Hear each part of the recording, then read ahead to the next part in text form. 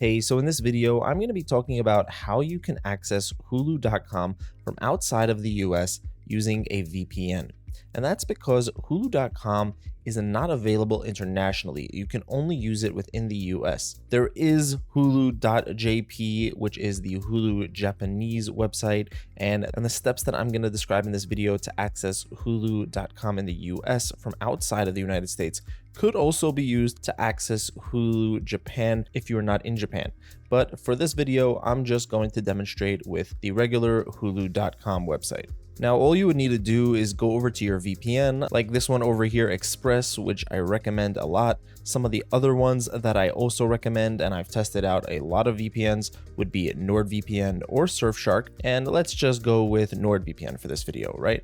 So right now, if I went to Hulu, it would think that I am outside the US. Right now, I'm in Europe. So I'm going to go over on the map interface right here and just connect up to a server in New York, right? And now that I'm connected up to a server in New York, any website or a service, whether it's Netflix or Hulu, they're going to think that I'm in the US. And in NordVPN, we can actually see our IP address. If you go over here to the dashboard, there's a lot of information here. I'll be sure to leave a full in-depth review for how to use any of these VPNs in the description down below, along with some other useful links and information. But what I wanted to show you over here was this IP address right here. This, if you don't know what an IP address is, it's kind of like your home address for when mail is sent to you, they need to know where you're located. And also when you're using the internet, any website that you're connecting to needs to know where they can find you. So the IP address is like your internet address. But when you use a VPN, you'll get a new IP address, and it's going to give you an IP address in the United States. So now any website that you go to, including Hulu, will now think that you're in the US,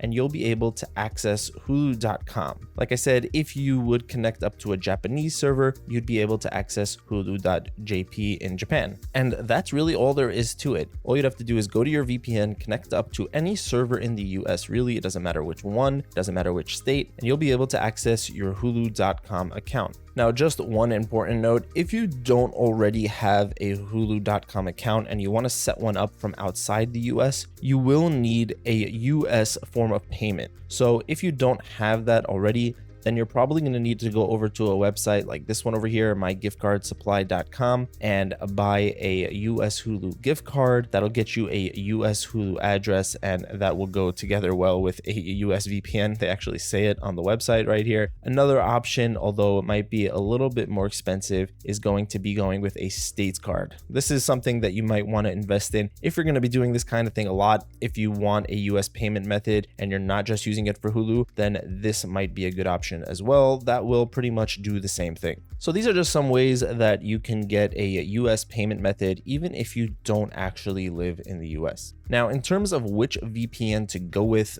NordVPN over here is a really solid option. It's one of my top recommended VPNs. I love this map interface. It's very fast, and the thing about Nord, the way I like to put it, is that you get a lot of different options with it. You see, if we go over here to more connection options, you're going to have a few different types of servers to choose from. There's an add-on for a dedicated IP, which I mentioned IP address before. It's like your address on the internet, but with a VPN, you're going to be sharing that IP address with anybody else using the VPN.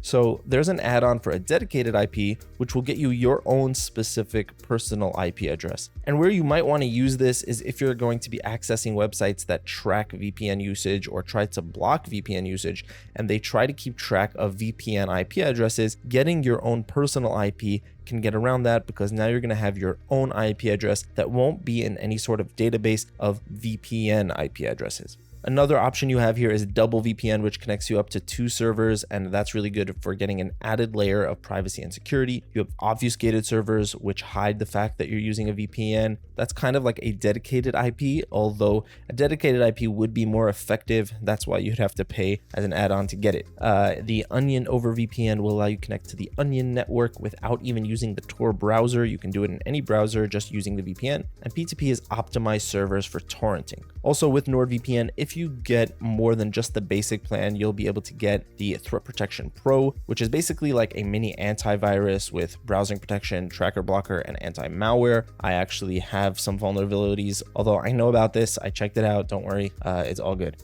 But this is pretty much a mini antivirus. So what I'm trying to say here is that with NordVPN, you get a lot more than just a basic VPN. And if you're somebody who wants that kind of thing, then Nord is definitely a solid option. On the other hand, if you just want a simple VPN that just gets the job done and doesn't have all these bells and whistles, then I would definitely recommend Express. It's just really easy to use. Just click on the location bar, pick a location, and then hit the big connection button. Of course, Express does come with the basic VPN features like a kill switch and split tunneling, but in general, it's designed to be a lot more stripped down and plug and play, just very easy and simple to use, while at the same time being very stable and fast. So that's another really good option if NordVPN is a little too much for you. Now, if you're on a budget, maybe you don't have the money for one of these, then there's always Surfshark, and Surfshark is the cheapest of these three, and at the same time, you're gonna get a lot of high-level features that you don't normally find in a VPN at this price point. You're going to get something like the static IP, which is sort of like a dedicated IP. It just means that your IP address will stay the same. It'll stay consistent. So if you're going to a website that may think of your IP address always changing as a red flag, a lot of times you find this with different banking websites, then a static IP feature could come in handy. And this is something that I've only really seen in Surfshark. So that's a really nice feature. Another thing with Surfshark is that they allow you to use the VPN on an unlimited amount of devices. So you can cover your entire family's devices and your friends' devices with just one account. Whereas with NordVPN and Express, you're going to have a limit. With NordVPN, it's going to be 10 devices with one account, and with Express, it will be 8 devices. So there are some benefits to Surfshark, although in my opinion, I have found it to be a little bit less stable when compared with Express and NordVPN. I have had issues with my connection dropping out and having to reconnect, whereas with Express or Nord, I really haven't had any of those issues. And in my opinion, if you had a little bit of extra money, I would recommend going with either Express or NordVPN. And like I mentioned, you'll find full reviews for all three of these in the description down below, including some discount links that will save you some extra money if you do want to try any of them out. So that's all for this video, guys. Thank you so much for watching. Have an amazing day, and I'll see you in the next one.